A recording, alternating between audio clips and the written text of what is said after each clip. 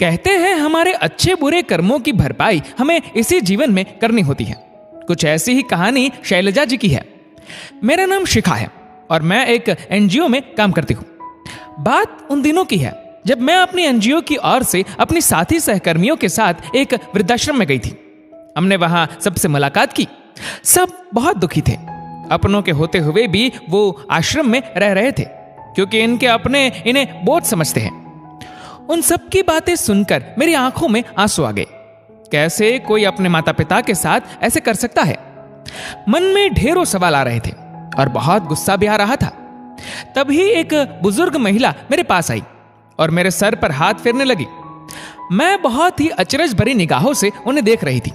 तब उन्होंने मुझसे कहा, बेटा खाना खा लो, ठंडा हो जाएगा। मैंने उनसे उनका नाम पूछा तो उन्होंने अपना नाम शैलजा बताया। आप यहां कैसे? मैंने शैलजा जी से पूछा।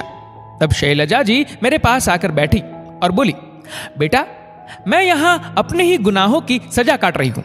मैं ये नहीं कहने वाली कि मेरे बेटे बहू ने मुझे घर से निकाल दिया, जब मैंने ही अपने माता पिता समान सास ससुर की कभी इज्जत नहीं की, ना उनकी परवाह की, और साथ में एक बेटे को हमेशा के लिए उसके माता पिता से अलग कर दिया। उस वक्त मेरी आंखों पर स्वार्थ और अंधकार की पट्टी बंधी हुई थी। जब शादी करके ससुराल गई तो सास ससुर ने दिल खोलकर मेरा स्वागत किया। कभी भी किसी तरह की कोई पाबंदी नहीं, पर अपने पति की शोहरत के घमंड में सही और गलत की पहचान भूल गई थी मैं। उन्होंने हमेशा मेरी गलती पर मुझे समझाने की कोशिश की, पर उनके समझाने को मैंने हमेशा रोक टोक ही समझा। मेरे सास ससुर और पति को लगा कि बच्चे के आ जाने से मेरे व्यवहार में बदलाव आ जाएगा, पर ऐसा कुछ नहीं हुआ और समय के साथ साथ मेरा बर्ताव मेरे सास ससुर के प्रति और खराब होता चला गया। मेरी गृहस्थी ना टूटे इसके लिए मेरे सास ससुर गांव चले गए हमेशा के लिए। मेरे पति उस वक्त मुझसे बहुत नाराज हुए थे, पर सास ससुर जी के समझाने पर मान गए। मेरे पति हमेशा गांव जाते अपने माता पिता से मिलने, पर मैं कभी नहीं गई और ना कभी अपने बेटे को उन लोगों से मिलने दिया। जैसे जैसे वक्त गुजरता गया मैं अपनी ही दुनिया में रहने लगी। एक दिन अचानक गांव से फोन आया कि मेरे ससुर जी की तबीयत बहुत खराब है, वो एक बार अपने पोते को देखना चाहते हैं। जब ये बात मेरे पति ने मुझसे कही तो मेरा गुस्सा 7वें आसमान पर था।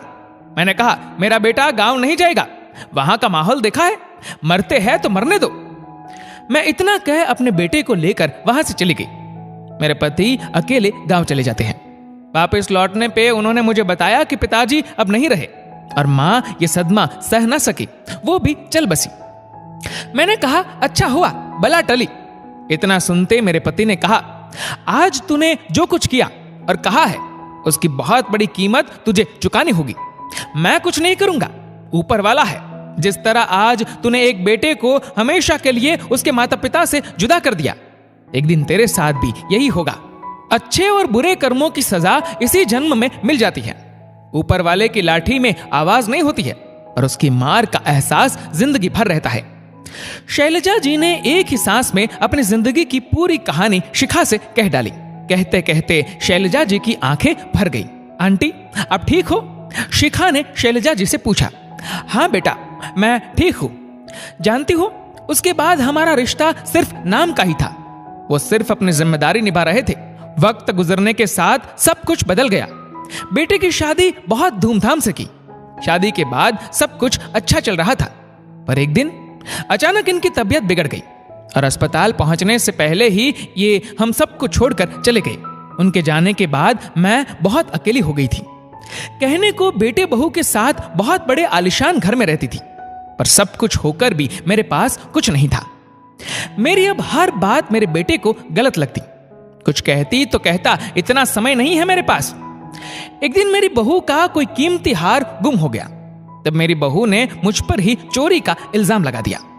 मैंने अपने बेटे से कहा भी, बेटा मैं चोरी क्यों करूंगी, मेरे पास तो खुद के बहुत सेट है। देख तेरी बीवी क्या कह रही है, घर में तेरी सास भी तो रहती है, उनसे पूछा तूने? मैं तो बहू के कमरे में जाती भी नहीं।